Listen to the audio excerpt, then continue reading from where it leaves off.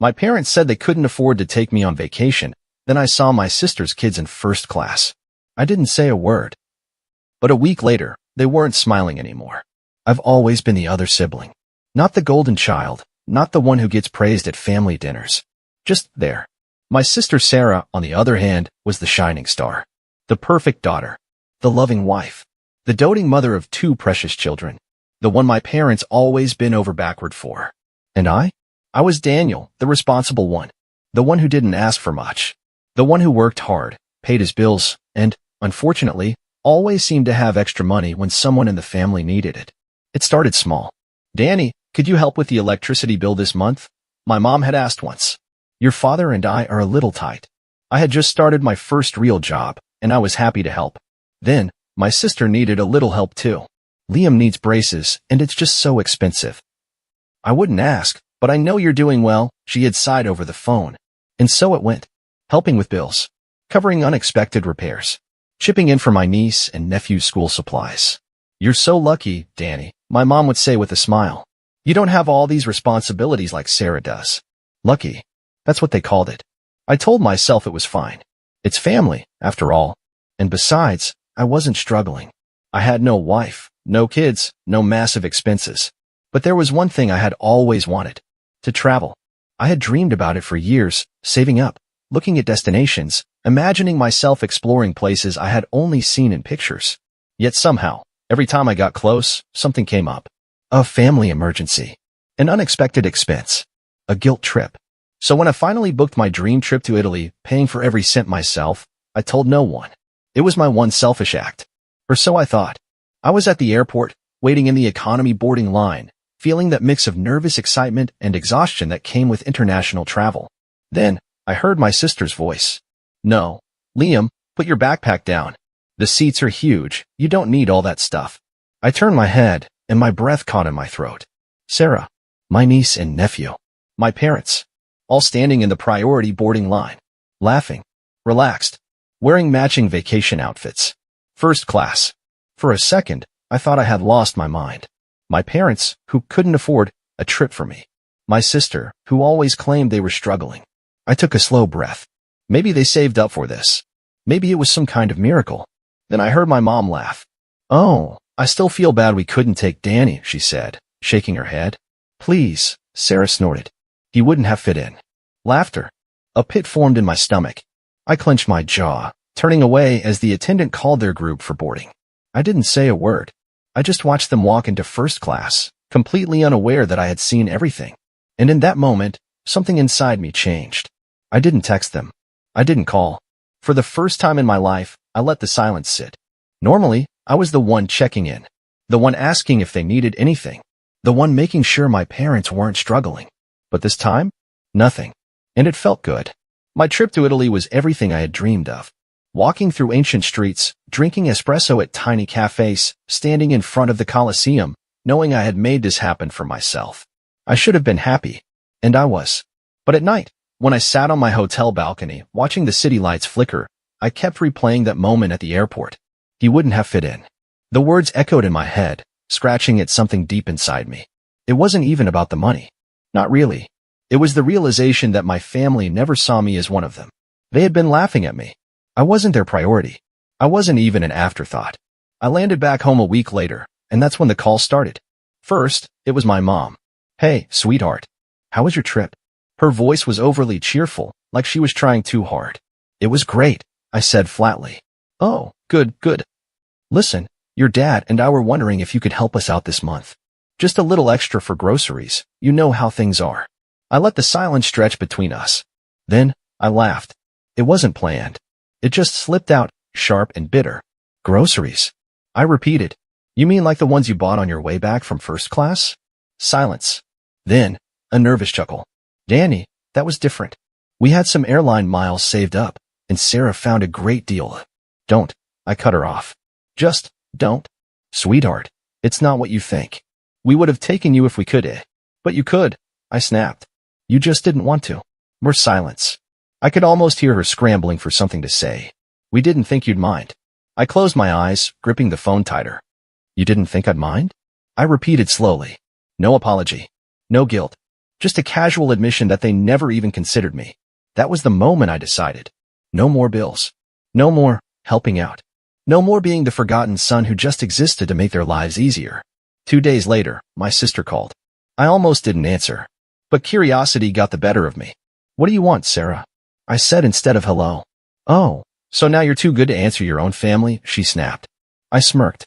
First class must have really spoiled you. Oh my God, Danny, are you seriously mad about that? Grow up. I'm growing up, I said.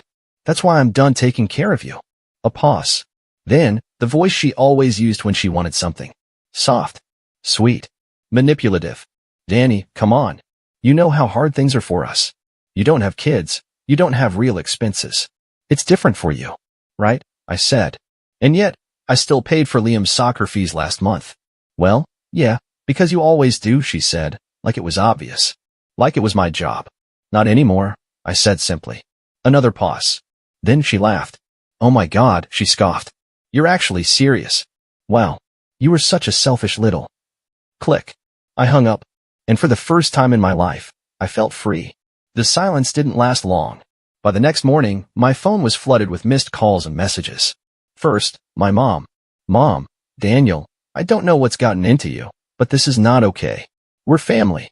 Families help each other. Call me back. Then, my dad. Dad, son, don't be dramatic. You know your sister and the kids need your help. Just be reasonable. Then, Sarah.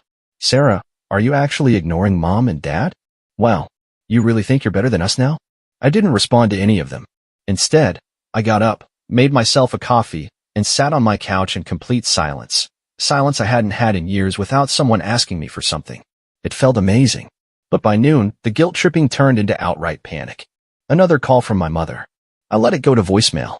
A minute later, my phone buzzed with a text. Mom, Danny, please. We have a problem.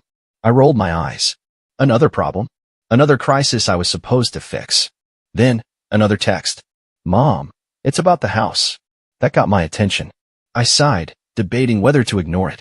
But some stupid, nagging part of me still cared. So I called. What now? I asked the moment she picked up. She sighed dramatically. Daniel, your father, and I didn't want to worry you, but things have been tight. And, well, we're behind on the mortgage. I pinched the bridge of my nose. And you're just telling me this now? We didn't want to bother you, she insisted. But now, well, we need your help. Help? I scoffed. You mean you want me to pay it? It's just this month, she rushed to say.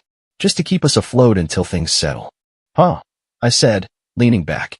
Kind of funny that you could afford first-class tickets, but not your mortgage. Silence. Then, a sigh. It wasn't like that, Danny. It was exactly like that. I cut her off. You didn't think twice about spending money on Sarah's kids, but when it comes to your own son, suddenly, there's nothing left. That's not fair, she snapped. You don't understand what it's like to raise children, to have real responsibilities. You're right, I don't, I said coldly. Because instead of having my own life, I was too busy taking care of yours. Silence. Then, finally, in a much softer voice. Danny, we need you. And that was the truth. They needed me. Not because they loved me. Not because they valued me. But because without me, their entire house of cards came crashing down. I know, I said. But you're going to have to figure it out without me. Then I hung up. And this time, I didn't feel guilty at all. The aftermath. The next few days were eerily quiet. No texts. No calls. No sudden guilt trips. For the first time in years, I was completely free. But I knew it wouldn't last. Sure enough, on the third day, my sister showed up at my apartment. I heard the knocking before I even looked at my phone. Sarah, open the door. I took my time getting up. I wasn't in a hurry to deal with her. When I finally opened it, Sarah barged in without waiting for an invitation. What is wrong with you? She hissed, slamming her purse onto my kitchen counter. Excuse me. I raised an eyebrow. You know exactly what I'm talking about, she snapped. Mom is losing her mind. Dad is freaking out. And now I'm stuck dealing with all of it because you decided to have a tantrum. I crossed my arms. You mean you're finally dealing with it? For once. She rolled her eyes. Oh my God, don't be so dramatic. You know well that they need help. You're just punishing them because you're jealous. Jealous? I repeated, laughing in disbelief. Yes, Danny. This is about the trip, isn't it? You're mad because we didn't invite you, and now you're throwing a fit. I shook my head. You really don't get it, do you? Sarah scoffed. Oh, please. Enlighten me. I took a deep breath, forcing myself to stay calm. It's not about the trip, Sarah, I said. It's about the fact that for years, I've been the one making sure this family stays afloat.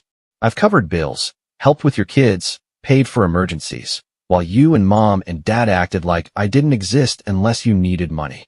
She crossed her arms. That's not true, isn't it? I asked. When was the last time Mom called me just to check in? Or Dad asked how I was doing? The only time my phone rings is when one of you needs something. And I let it happen because I thought that's what family does. But then I saw you all, sitting in first class, laughing about how I wouldn't fit in. Her face paled. I had her. So no, I continued. This isn't about the trip. This is about me realizing, for the first time, that I was never part of this family. I was just your safety net. And I'm done being that. Sarah's mouth opened and closed, but no words came out.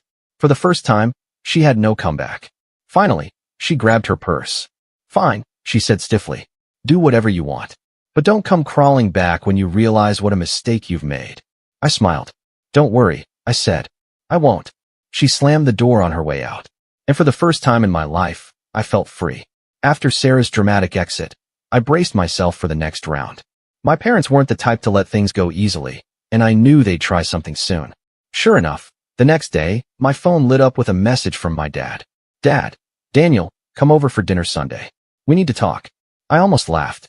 We need to talk was family code for we need you to do something for us, and you're going to say yes. I had fallen for it so many times before. Not this time. Me, I'm busy. A minute later, my phone rang. I sighed, answering only out of curiosity. What? Daniel, my dad started, his voice firm but trying to sound reasonable. Enough is enough. You're acting childish. Am I? I said, leaning back on my couch. Because from where I'm sitting, I'm the only one acting like an adult. A pause. Then he sighed. Son, you're making this harder than it needs to be. We're family. Families don't abandon each other. Abandon? I repeated. You mean like how you abandoned me at the airport? Another pause. That's not fair, he said finally. We didn't mean anything by that. Maybe not, I said. But you did not mean it either. Silence. Then, the shift. Look, your mother is very upset. She's been crying over this. She just wants things to go back to normal. There it was. The guilt trip. So do I said. But normal means me being treated like a walking wallet. And I'm done with that. That's not what this is about. Then why are you calling me now, Dad? I cut him off. Why didn't you call just to check in last week? Or the week before? Why is it only when you need money? Silence. A longer one this time. Then, with a sigh, my dad finally said, I don't know what you want from us, Daniel. Nothing, I said. That's the whole point. And then I hung up. The next phase, desperation. For the next few days, I waited for something else. Another call, another text, maybe even another unwanted visitor. But nothing came. It was too quiet. Then, one evening, as I was getting ready for bed, my phone buzzed with a message from Sarah. Sarah, I hope you're happy. Mom and Dad are in trouble because of you. I rolled my eyes. Me, they'll manage. Sarah, no, actually they won't. They're 2 months behind on their mortgage, and the bank is already sending notices. But I guess that doesn't matter to you, does it? Me, it didn't matter when you were buying first-class tickets. Sarah, oh my God, let it go. That was one time. Me, yeah? And it was the one time I saw the truth. She didn't respond after that. The next morning, my mom called again. This time, I answered. Danny, she sniffled. We're in trouble. So I've heard. The bank, they're threatening foreclosure. I stayed quiet, waiting. I know things have been tense, she continued, her voice shaking. But we're your parents. Please, just help us this one last time. Oh, one last time. The exact phrase they had used the first time they ever asked me for money. No, I said simply. Danny. No, I repeated. You made your choices. Now you get to live with them. Silence. Then, the shift, from sadness to anger. You're being selfish, she snapped. After everything we've done for you, this is how you repay us. Done for me, I repeated, laughing bitterly. Mom, name one thing. One single thing you've done for me in the last 5 years that didn't involve asking for money. Nothing. Not a word. And that was my final answer. Good luck, Mom, I said and hung up. When the smiles finally faded. A week passed. Then 2. Then, finally, I heard the news. Sarah had caved. She had dipped into her savings to help our parents, something she had never done before, not when she had me to do it. She had been forced to cover their mortgage, their utilities, and even some of the credit card debt that had been piling up for months. And it wasn't going well. I found out through a mutual friend that Sarah and her husband had started fighting about money.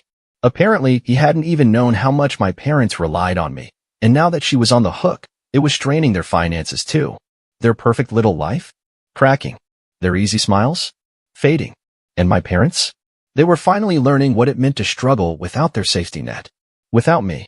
And I had never felt lighter. The silence from my family stretched for weeks. I had expected more calls, more guilt trips, maybe even another unexpected visit. But after Sarah's last bitter message, everything just stopped. I wasn't naive enough to think it was over. They weren't speaking to me because they were too busy struggling. And I was finally, blissfully free. A life without them. For the first time in years, my paycheck belonged to me. I didn't have to send chunks of it to my parents for their bills. I didn't have to cover Sarah's kids' school expenses. I didn't have to budget around what they needed. I started doing things I had always put off. I redecorated my apartment, bought new furniture, even got that high-end espresso machine I had been eyeing for months. I took another trip, this time to Japan, a place I had dreamed of visiting since I was a teenager. And for once, I lived guilt-free. No nagging texts. No emergencies. No shame for spending my own money on myself. It was like stepping into a new life. One where I wasn't just a source of income to the people who were supposed to love me. Then came the collapse. One night, I was scrolling through social media when I saw it. A tag post from one of Sarah's friends. It was a photo of my sister and her husband at dinner, but something was off. The caption read, "Tough times don't last, but tough people do. Hang in there, Sarah." Sarah's smile was forced. Her husband, Mark, looked exhausted. They both looked like they had aged in just a few weeks. Curious, I clicked through to Sarah's page. Her usual flood of happy family photos had dried up. No beach trips, no lavish birthday parties for the kids, no bragging about her perfect life. Just silence. I raised an eyebrow. Then, I got a message from an unexpected source. "Kelly, Sarah's friend. Hey, Danny. I don't know if I should be reaching out, but I thought you should know. Things are bad at home for them." I hesitated, my fingers hovering over the screen. "Me? Why are you telling me this?" "Kelly, because I know how much you did for them. And now that you've stopped, well, it's all falling apart." A few minutes later, another text came through, this time with a screenshot. It was from a private group chat Sarah was in with some of her closest friends. And I saw exactly what my sister had been saying about me. "Sarah, Danny is such a fool. He's just sitting there, watching us suffer, like we deserve this. He doesn't care about anyone but himself. Sarah, I had to drain MY savings just to keep mom and dad afloat. And guess what? They're still drowning. We can't keep doing this, and Mark is pissed. He says this is all their fault for relying on Danny in the first place. Sarah, I swear to God, if Danny doesn't come crawling back soon, I don't know what we're gonna do." I laughed out loud. Crawling back? She still thought I was the one who needed them. A call I didn't expect. A week later, I got a phone call from an unknown number. I almost didn't answer, but something told me to pick up. "Hello, Danny." I stiffened. It was my dad. I hadn't heard his voice in over a month. "What do you want?" I asked flatly. He sighed heavily. "Son, listen, we need to talk." "We really don't." "Daniel," he said, his voice dropping into that familiar, condescending tone. "Enough is enough. You've made your point. But we're your parents, and this is getting ridiculous." I smirked. "What's ridiculous?" "You abandoning your family over a stupid vacation," he snapped. And there it was. Even after everything, he still didn't get it. "This isn't about the vacation," I said, my patience wearing thin. "This is about the years I spent sacrificing for a family that never once appreciated it." "That's not true," he said quickly.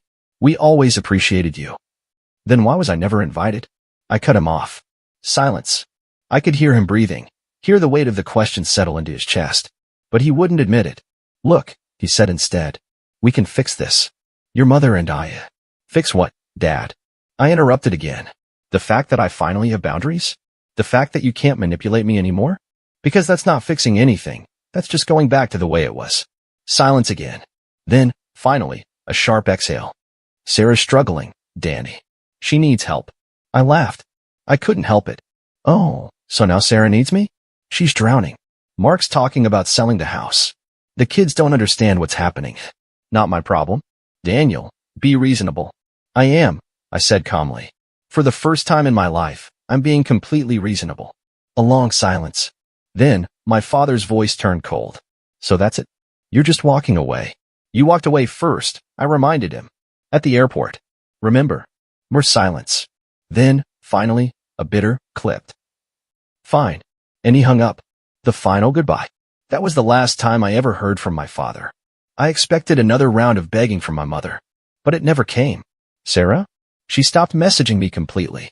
A month later, I heard through a mutual acquaintance that Sarah and Mark had sold their house and moved into a smaller one. My parents had downsized too, forced to let go of the life they had been so comfortable in for so long. They had spent years pretending they were better than me, that they didn't need me. And now? They had finally learned what life without me actually felt like. And I was free, not just from the financial burden, but from them. I didn't owe them my success. I didn't owe them my money. And I didn't owe them my forgiveness. So I took a deep breath, blocked their numbers, and never looked back. For the first time in my life, I was living for myself. And it felt incredible.